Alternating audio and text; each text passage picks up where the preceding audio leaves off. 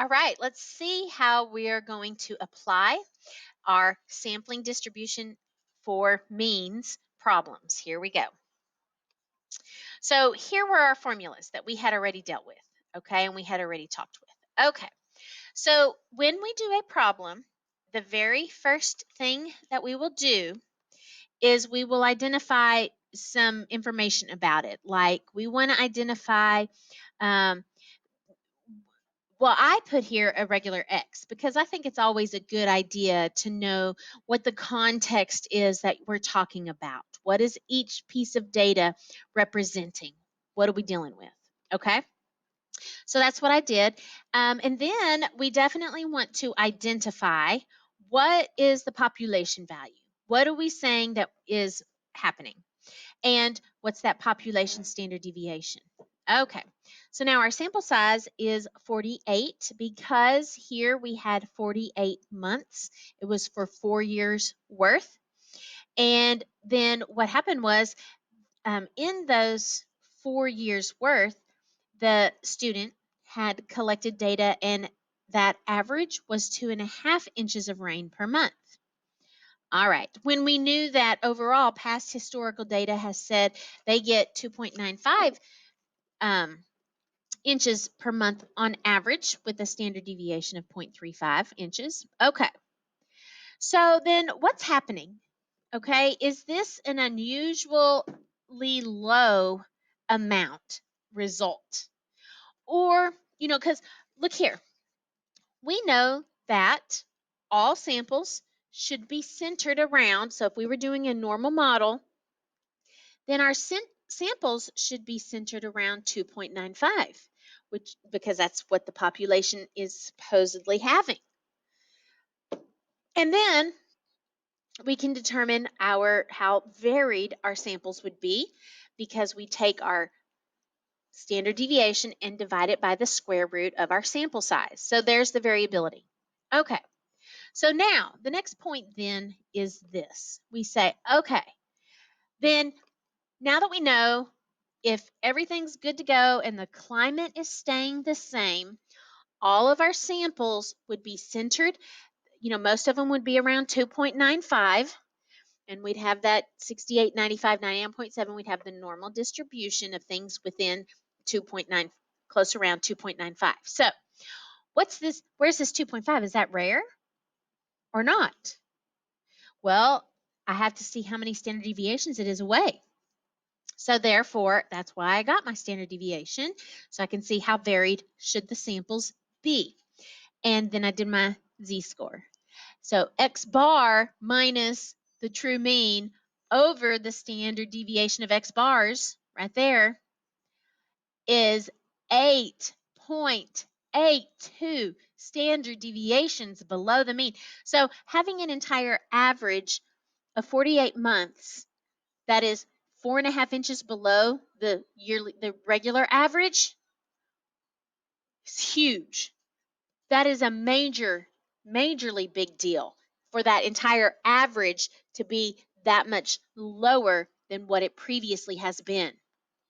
So just getting one piece of data down there, not a big deal. I mean, you could just have 1 month that's lower than normal. Not a big deal. But having a whole 48 months, that average that much lower is huge. That's why we are freaking out. I mean, I would be. I'm thinking, whoa, whoa, whoa. There is something happening. This is not just because of sampling variability. We definitely need to worry about something going on with the climate in this Northeast region. What is happening? All right, so that's why I do not think that the average is currently at 2.95. It's much lower. Okay, the whole average is lower. Something has changed. All right, let's go on to the next one. So now we're looking and we're seeing, hey, we are going to look at a random sample of 40 Dallas inner city gas stations. Okay. See, we're curious. We want to investigate. Is the inner city, milking us for all it's worth because of convenience? Do they have a much? So we're wondering, does this imply that the gas station owners at the inner city are choosing to inflate their gas prices? Well, we want to have an overall average and then compare the inner city average to that overall average and see, is it way higher? So many standard deviations higher. So in order to do that and to get that standard deviation, then we take our samples. So here we go. So a random sample of 40 Dallas inner city gas stations shows the average price for the regular unleaded gas was $2.05.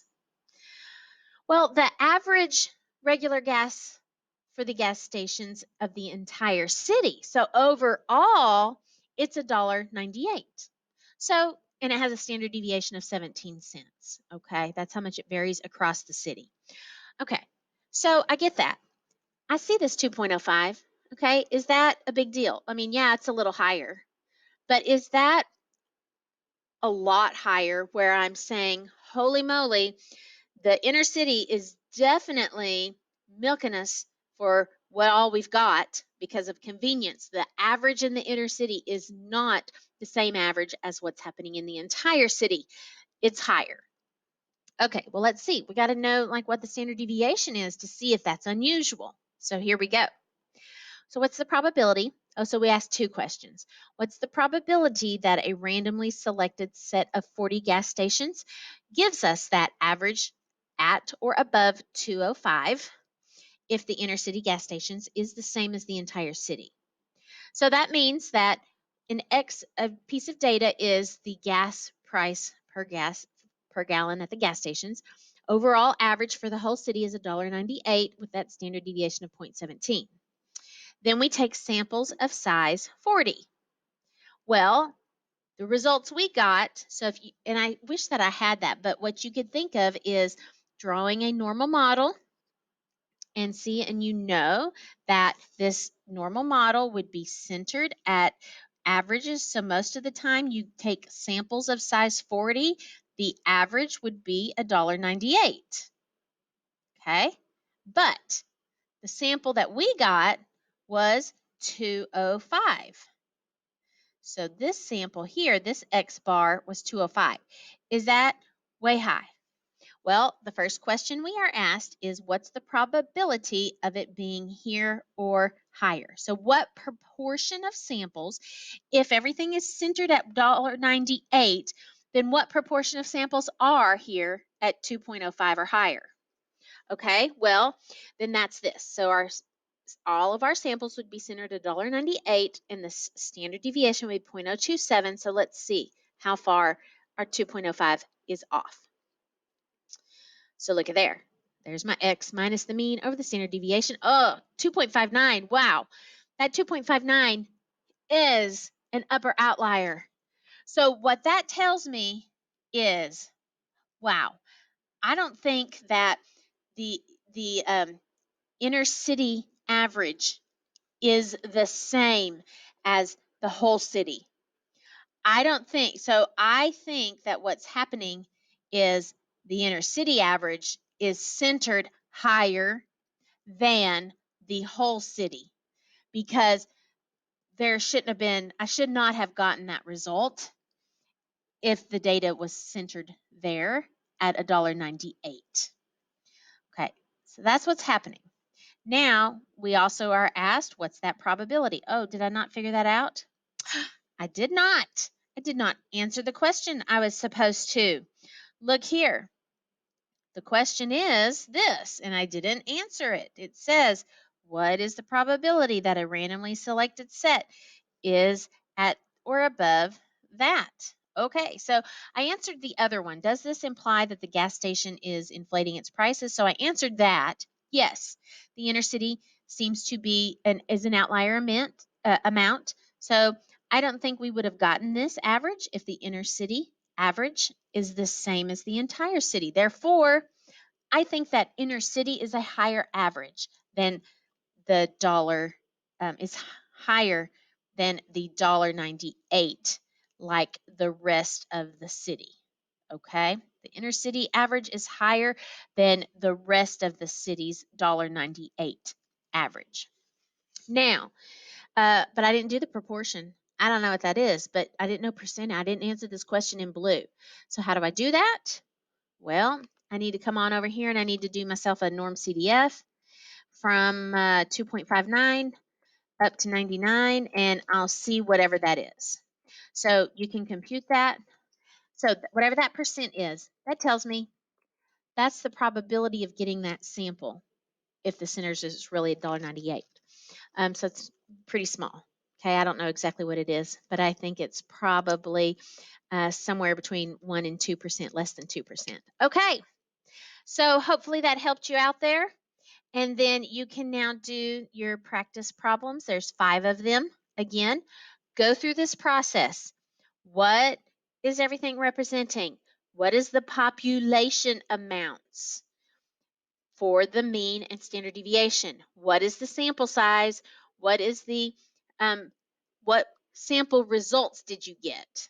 And now compute where the center and the variability of that should be so you can get a z-score and see how unusual was the sample. All right, so good luck to you on your assignment on sampling distributions of sample means.